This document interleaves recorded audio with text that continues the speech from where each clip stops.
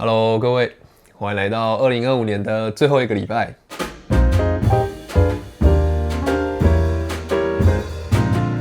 哇，时间真的是过得非常的快啊，转眼间就立刻又来到年末了，真的是有点可怕。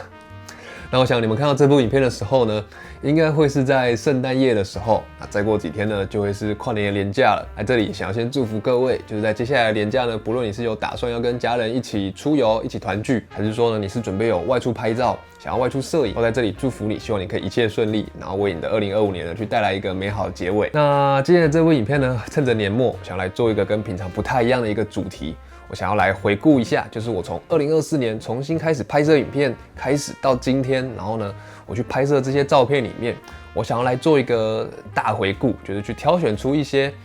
我比较满意、比较喜欢的相片，然后来跟大家做一个分享，让大家跟着我一起回顾，一起来重新欣赏一下这一些相片。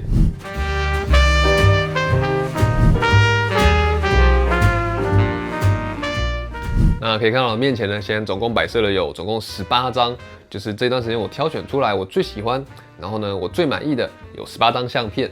那这18张相片呢，我又再去把它给拆分开了几个不同的等级，分别是我的左手边的这边这6张啊，不对，这9张是我普通喜欢，被我称之为就是一般喜欢、普通喜欢的有9张相片。然后呢，右手边另外的是9张我非常喜欢，然后让我很满意的额外9张相片。那这9张相片里面呢，还有3张是我在挑选出来里面我最喜欢的3张相片啊。至于如果你要问我说我是怎么样去做筛选，怎么样去挑选出这边的这18张相片的，我只能说其实我的挑选方式蛮简单的，我就是一个很主观的一个我的美感喜好，我直接看到这张相片的时候，它带给我的感觉让我有多满意。然后另外一个因素其实就是这张相片它背后的故事啦，就是对我而言，当我在拍摄这张相片的时候，那个背后拍摄的那个过程带给我的那个深刻程度。OK， 那么第一张相片呢，我想我们就先从这一张相片开始好了。那大家可以看到这张相片呢，其实是我在2024年的时候，就是我刚重新开始拍摄影片的时候，到恒春半岛来到，应该算是到旭海，就是这个是在东源湿地拍摄的相片。那其实我记得我当时候在拍摄这张相片之前，我是还蛮担心的，因为当时候我到了就是水上草原那边，然后我已经在里面走了蛮长一段时间了，然后可是我是一直都没有办法去找到一个值得让我拍摄的景象。但是就在那个之后不久，我就找到了，我就看到我前面的这一幅景象，就是可以看到舞蹈一样的、会跳舞一样的这个水色柳，在一片野姜花丛之间去生长，然后呢，阳光照射下来，照亮了野姜花丛，把野姜花丛照成一个很漂亮的这个金黄色，然后同时也去照亮了下方的池塘，然后池塘中又点缀了颜色缤纷的红色的、黄色的这些落叶，就形成了一个我觉得很诗意，然后很漂亮，让我很喜欢的一幅景象。再来要跟大家分享的是这一张，这个是我今年1月的时候去登上达塔加，也就是我去爬林子山的时候，就可以看到远远的望过去，这个方向望过去应该是埔里那边就是埔里那边的盆地，就是这时候有维纳斯带悬浮在这个天空上面，然后呢，很浓密的云海就飘荡在这个埔里盆地的上方。四周的山峦都还是沉睡在一个深蓝色里面，就是等于是去跟这个天空维纳斯带这个粉红色的天空形成了一个很漂亮，然后很梦幻的一个对比，也是我很喜欢的一张相片。再来下一张呢，是我在今年不对，是去年的年末的时候登上德文山，屏东德文山拍下的相片那一趟旅行其实我是在德文山上面睡了一个晚上，我在上面露营，去等于是就是在那边扎营，然后隔天早上呢再去拍摄日出，然后可以看到这个画面是一个很梦幻的一个，就是清晨的晨雾缭绕在爱寮溪的溪谷里面，然后呢这时候阳光才刚从那个山头后面升上来，但是可以看到东边的天空上面其实是笼罩了很浓厚的这个云雾，但是就在那个一刹那，就是阳光就从天空中那个云雾之间去透出来、去破出来，然后洒在这个爱寮溪的峡谷上面的这一些云彩，去把它给造成梦幻很漂亮的这个金黄色。但是我觉得其实蛮可惜的一件事情是，这张相片虽然在光线上，然后在色彩上，我觉得是我很喜欢，然后很漂亮，就是一个很梦幻的样子。可是还有一个最大的问题，就是当我在看这张相片的时候，我会觉得它好像少了一点视觉的焦点这个也是为什么它会被我摆在就是普通喜欢，而不是我最喜欢。如果说今天我的画面之中，可能它的中央可能是有一个比如说有一座凸出来的山头，或是有一些其他的东西，甚至是刚好拍摄到在山间翱翔的老鹰之类的，我觉得这张相片可能都会让我再更喜欢。但是不管怎么样，还是一张让我很满意，然后也是一个就是非常经典，然后很喜欢的一个回忆吧。再来这张相片呢，这是我去年的夏天的时候在泰武拍摄到的相片。那这趟旅行其实也蛮有趣的，因为当初其实我原本没有要去泰武，其实是要去来义，要去拍摄个瀑布这样子，然后结果碰到一些事情，所以最后就放弃。如果你有看影片的话，一定会知道。那总之这个景象也是一个很夸张，然后很梦幻的一个景象。就那时候其实是下午快要接近傍晚的时候，还不到傍晚，就是下午大概应该离日落可能还有1个多小时的时候吧。那时候阳光的角度已经算是比较低了，然后颜色变得很漂亮的一个金黄色，就是 Golden Hour 的阳光这样子照射下来，去照亮了我的画面中可以看到这一片，这个是高屏平原，然后可以看到远方有一点点被点亮的那个斜张桥，就是整个景象是一个很梦幻的一个光线，很夸张、很戏剧性的光线，就成了当时候算是那一趟旅行里面可能我最喜欢的一张相片了。那再来。这一张是这18张相片里面的唯一一张环景照片啊！这张相片呢，是我在今年7月的时候去日本拍摄的相片。那这个地点是位在日本的九州阿苏火山。那其实当时我是爬上了阿苏火山的那个阿苏火山中岳，然后呢从中岳去往应该是北边看过去吧，有点不确定，应该是往北边望过去，有点忘记了，是往北边吗？还是往？不对，应该是往西边望过去。就是往西边望过去的景象，在眼前的是一片很壮阔的一个火山的地景，然后有一条这样子就是蜿蜒的这个河流切割出的这个河道，就这样子从火山口旁边流过去，就是真的是一个很壮观的一个景色。那但是这张相片也是比较可惜的地方啦，就是虽然它本身就是一个很壮观、很夸张的一个地景，但是很可惜的就是我觉得它没有一个足够戏剧，或是说足够吸引人目光的光线存在。虽然说我有火山口散发出来的那个很浓厚的那个火山气体，去带来一种很阴沉，然后加强那个壮阔感，但是我觉得如果能够有光线的话，应该会让这张相片去加分不少，就是稍微可惜了一点，但是仍然是一张我很喜欢的一张相片。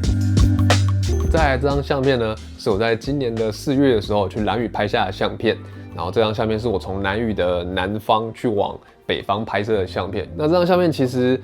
之所以会被我挑出来呢，很大的因素是因为当时候拍到这张相片真的是一个，我觉得算是很奇迹嘛，或是运气很好嘛。因为当时候其实云层流动速度很快，然后呢光线角度已经很低了，因为已经接近日落了，所以其实就会看到。就是光线随着云层的流动，那个光线过的速度也是非常的快，就是它是一波一波一波，然后很快速的去掠过海面，掠过山头，所以要去把握那个当下，其实还蛮不容易的。那我觉得我是运气很好，因为我当时候是脚架架着，然后就刚好就已经做好了构图，那个光线一波一波一波的过去，然后我又刚好抓住了那一波，我觉得最完美，同时又有照亮了青青草原，然后又同时又有照亮了老人岩的一波光线，然后还刚刚好，因为我想要去做一点长曝光，去让这个海面的，就是波涛可以变得平稳一点，让它可以抽象一点点。刚刚好，我又抓准了那个非常，我觉得算是很完美的一个时机吧。因为哪怕我那个曝光的时间只要是早一点或是晚一点，那个曝光出来的结果就会跟现在的景象是完全不一样的。那再来的这张相片呢，也是我今年在林子山上面拍摄到的相片。这张相片其实让我很喜欢，我到底要把它可以摆在普通喜欢还是最喜欢？其实我抉择了很久，但是我最后还是选择把它摆在了普通喜欢。那可以看到这张相片呢，其实它就是，这是在一个山上的看天池上面去拍摄到的，然后这个水池上面去落了很多的建筑的枝叶，就是落在这个池面上面，然后呢随风去飘荡。我觉得是一幅我很喜欢的一幅，就是比较抽象，然后很简单、很极简的一张相片。虽然可能很多人不会注意到这个景象，或者说甚至其实不会跟我有一样的共鸣，但是这张相片是真的让我还蛮喜欢，也是我很喜欢的一种，就是拍摄风景、拍摄景色的一个主题吧。那这张相片呢，应该是这18张相片里面最新的一张相片了。这就是我大概几周之前的时候，在台南海边去拍摄到一张相片，真的是很难想象，这个地方是在台南的七股，就是大家印象中的七股可能就是一片盐田啊，或是一些湿地什么的，没想到居然还有像这样的一个海边的草原。那可以看到这个画面中呢，就是2座池塘嘛，然后四周是一片就是枯黄色、橙色的一片草原，然后远方还有一片木麻黄的森林，去点缀在后方，就是一幅我觉得很诗意，然后很简单的一幅相片。再来，普通喜欢等级的最后一张相片呢，是这一张让我非常抉择，我非常喜欢的一张相片。这张相片是我在今年也是在塔塔加那次旅行里面拍摄的，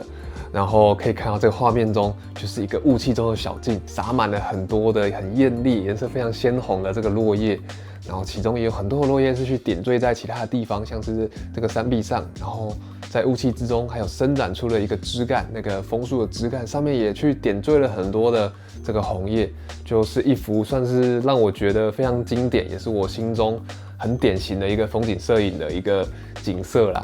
但是非常可惜的一件事情，非常大的一个致命缺陷，我觉得就是这张相片画面上面这个从左边伸展出来这一支很粗然后非常黑的这个枝干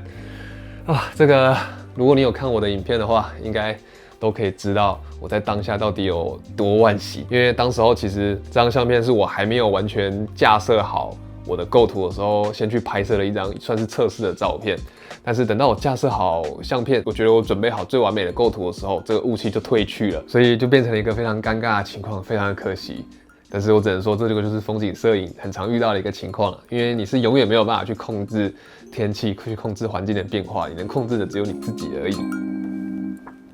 那么回过来刚才这9张相片之后呢，终于要到了右边的这另外9张我最喜欢、最满意的相片了。如果说你还继续看着影片，你还没有离开的话，那真的是非常的感谢你，因为呢，接下来这9张相片才会是我真的是最满意，然后最喜欢的相片，就希望你们也可以喜欢这些相片了。那么第一张要跟大家来回顾的、来分享的是这一张。这个是我在去年的时候，也是到恒春的时候去拍摄到的相片，就是这个画面中很明显的这一座其实就是大尖山嘛。那当时候拍摄这张相片的时间其实是中午，所以我其实还蛮惊讶的，因为一般来说拍摄风景摄影就是直觉会觉得说好像是在日出，要不然就是日落的时候最容易去拍摄到漂亮的景象，但是这张相片非常反常的，刚好是在中午的时候去拍摄到。那我觉得很大一个原因其实也是因为当时候天空中就是恒春半岛上空中其实是有覆盖了一层乌云的，那刚好我的头顶上方大尖山这一带的乌云是有几个破口的，所以就可以让阳光去照射下来，像是聚光灯一样的去点亮一些地景，就去照亮了大尖山前面的这个山坡，然后同时又去照亮了我面前比较靠近我这一片草原，就形成了一个我觉得算是很经典的一个风景摄影的一个前后明暗的呼应吧。那这张相片其实也去告诉我们的一件事情，就是有时候风景并不是要在绝佳的光线或是绝佳的时段才会有的，有时候它其实就在你的身边，可能很平凡的地方，突然间它就出现了。那要做的事情就是好好去把握它。再来，下一幅要跟大家分享的相片是这一张，同样是在恒春半岛那一次旅行里面拍摄到的相片。这个呢是我记得是在水洼库那边的一片草原去拍摄的吧。当时候其实是已经日落之后了，刚日落的时候啦，所以看到阳光其实还有一点点的余晖去照亮这边的这个云彩，但是那个云彩消失速度非常的快，就是拍下这张相片之后没多久，马上云彩就变成了非常暗淡的灰色了。所以这算是捕捉了最后就是日落前的最后一丝温暖吧，也是我对这张相片一个很经典的一个印象。再来，下一张分享的是这张相片，其实跟刚才就是我第一幅跟大家分享的、跟大家回顾的这张相片是在同一个地方拍摄，也是同一个时候去拍摄的只是不太一样的事情是，因为当时候拍摄这张相片的时候，发生了一件非常戏剧性的事，就是当时候我其实已经准备要收好装备，然后要离开了，但是突然间就有一阵风这样吹过来。然后就把我所在的那个池塘上面的一些可能漂浮的一些藻类啊，然后灰尘啊，还有落叶啊，全部都往池畔去吹过来。然后可以看到我的画面中拍摄的其实大概就是池畔边边的位置，有一棵倒木落在这个水里面，然后这一些藻类，然后一些灰尘什么的东西覆盖在这个池面上面，被吹过来聚集过来，就形成了一个有点像是金属的光泽，有点像是在这个池面上撒了一层金箔或是银粉的那种感觉。结果这张相片就成了我那一次旅行里面可能是最喜欢的一张相片。一样也是林子山拍到的相片。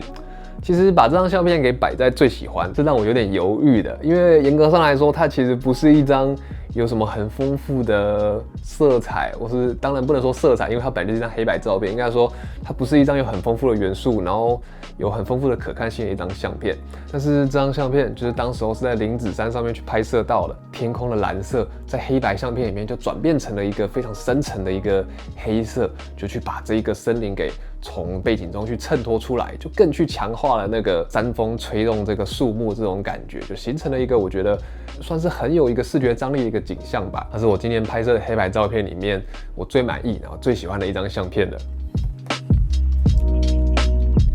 这张光线很灿烂，然后很迷人的相片呢，是我在今年应该是8月还是9月的时候吧，在来义那边的平地去拍摄到的相片。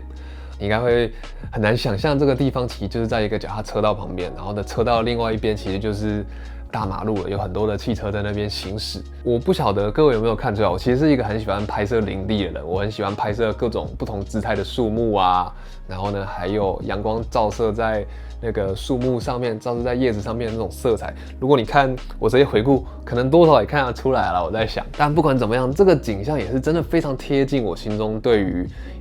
一幅很漂亮的树木照片的一个经典的形象。金色的阳光，很灿烂的阳光去照亮了这一些树叶，照亮了枝干，然后也去照亮地上的草地。然后呢，这个树干本身呢，就像是在舞蹈一样，在这个森林之间去伸展，那就是一个非常诗意。然后你看一眼，就仿佛可以栽进这个画面里面的一个景色。我真的是非常的喜欢。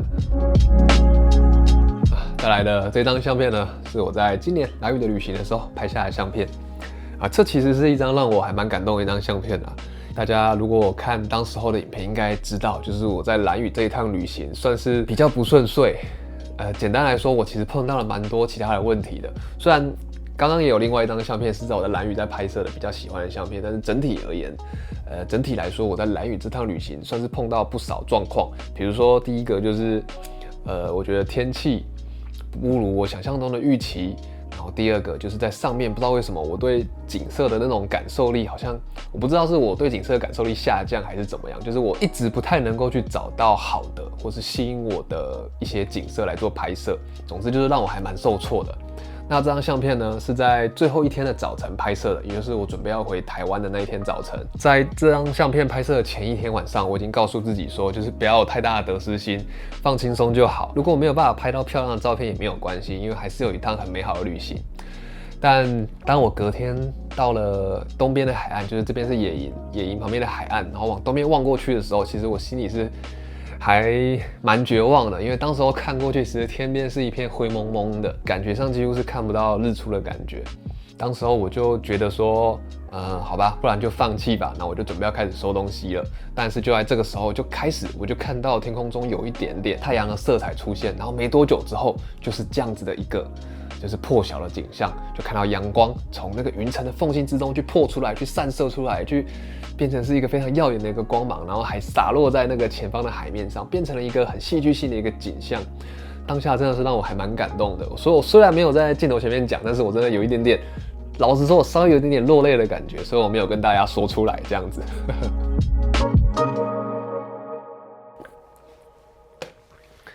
好，那么接下来终于要到了最后的3张让我最喜欢的相片了。那么这张相片呢，其实有一个共通的特性，我不知道有没有人有看得出来。如果你已经看出来的话，欢迎你可以在影片下面留言，我这里暂停一下，你可以告诉我你猜到了。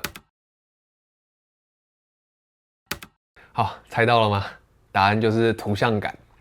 然后我得说，其实在我拍摄风景摄影的这段时间啊，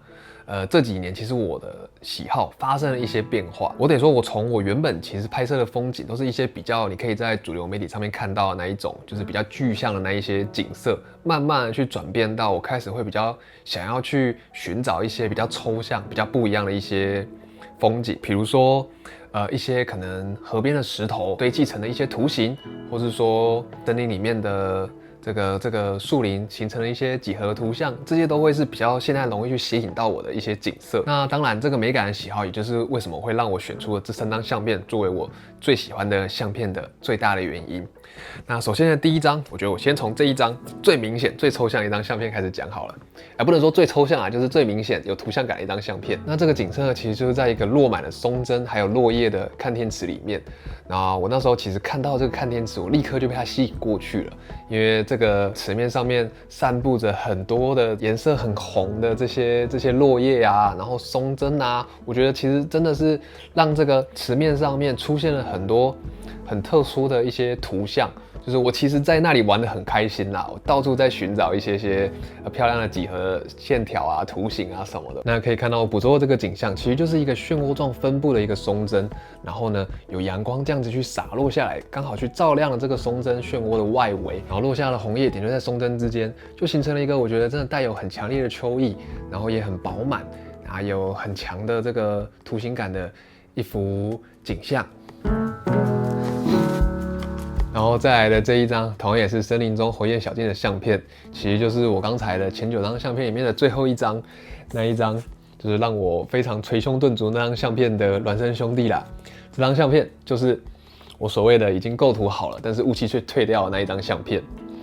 那其实这张相片虽然在当下的时候让我觉得很惋惜，但是当我回到家去检视相片去比对的时候，其实我发现这张相片反而是比我原本拍摄的那一张有雾气的相片还要来得更好的。就是虽然它没有雾气的效果去带来那一种就是空间的幽深感，但是反而带来的是另外一种景色比较扁平化嘛，就是变得比较抽象的一种效果。然后在这个画面中呢，阳光刚好去照亮了视觉的焦点，也就是画面中心的这一支从左边山壁上面生长出来、延伸出来的这个比较亮的这个枝干，然后同时也去照亮了画面下方的就是小径的尽头，等于是形成了一幅真的是光线的分布刚刚好。然后呢，整个的构图、整个画面的元素又是很优美、很诗意的一个景色了。好，终于到了我的最后一张，就是我今年这段时间里面我最喜欢的一张相片了。那这张相片呢，是我在今年7月的时候去日本九州的时候拍下的相片。那是一个九州的早晨，然后呢，我自己一个人开车开到了一个山边的一个悬崖吧，然后呢，眺望过去是一片很漂亮的一个晨雾，非常梦幻，像仙境一样。那有些人可能会没办法理解为什么我会把这张相片当作是我最喜欢的一张相片，但我得说，这张相片对我来说算是意义非常重大，因为第一个，它算是我终于达成了我的第一次就是海外风景摄影，因为我其实也很希望我可以在国外经常出国，然后经常到处去拍摄国外的风景，但是目前而言，我是没有办法有这样子的能力，但这是我第一次做到这样子的事情，所以算是一个很重大的意义。然后第二个呢，它是我第一次真的非常满意的拍摄到了一张我觉得很极简，然后很抽象、很图形感的一个景色吧，就是可以看到这是一个在晨雾里面的一片森林，然后就是呈现像这样锯齿状尖尖的一个树林在这个晨雾里面，然后在后方呢就是那个淡淡的那个日出的色彩，真的是非常的漂亮。然后整个画面呢就是从这样子一个淡淡的紫蓝色去过渡到鹅黄色，再过渡到很浪漫、很梦幻的一个粉红色，整幅画面几乎是只有色彩，然后呢只有图形，就是用非常极简、非常简单的几个要素，就去形成了一幅很浪漫的一个景象。我觉得我这辈子应该都难以忘记当时候那个充满雾气，然后很空灵的那个早晨。如果你们还没看过当时候那个影片的话，建议你可以去看一下。如果你看不完也没关系，你至少可以把前面开头我拍摄到这幅景象的那个部分给看完，真的很建议。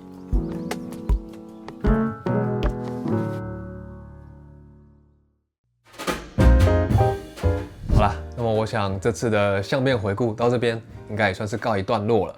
然后不确定这部影片最后剪出来之后会有多长，如果真的还是太长的话，也请各位可以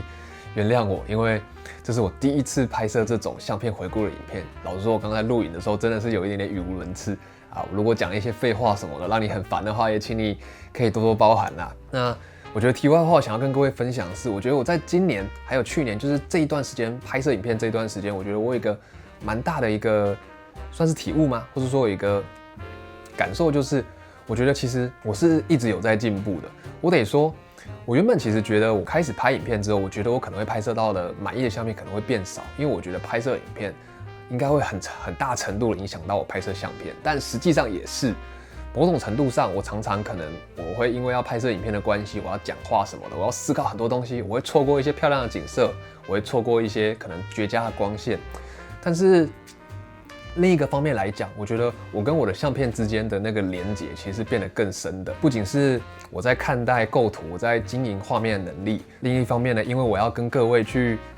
分享我的想法，去分享我怎么样拍摄，所以我也得要很清楚的先去知道到底自己看到了什么，我才办法跟你们讲。所以比起我以前比较像是用我的心在拍摄，我只是凭一个感觉在拍摄，我现在更可以去知道说我到底我想要的是什么，我想要拍摄的东西是什么。我觉得这是我跟我以前还没有拍摄影片的时候，有一个很大的不同的地方。那这段时间呢，拍摄到的相片，我得说真的是比我以前过去还没拍摄影片的时候的一些相片还来得更好。虽然不一定大家都会这么认为，但是对我而言，我真的是觉得我自己是有成长的。那不管怎么样，也希望我可以在未来的1年呢，也可以有更多的成长，在风景摄影上面可以走得更远。那我想影片到这边应该算告一段落，就不要再继续讲废话了。那我想大家如果喜欢这部影片的话，也不要忘记可以帮我按个赞，然后呢，如果你是第一次看到我的影片，也希望你可以订阅我。那我想我们就明天再见喽，拜拜。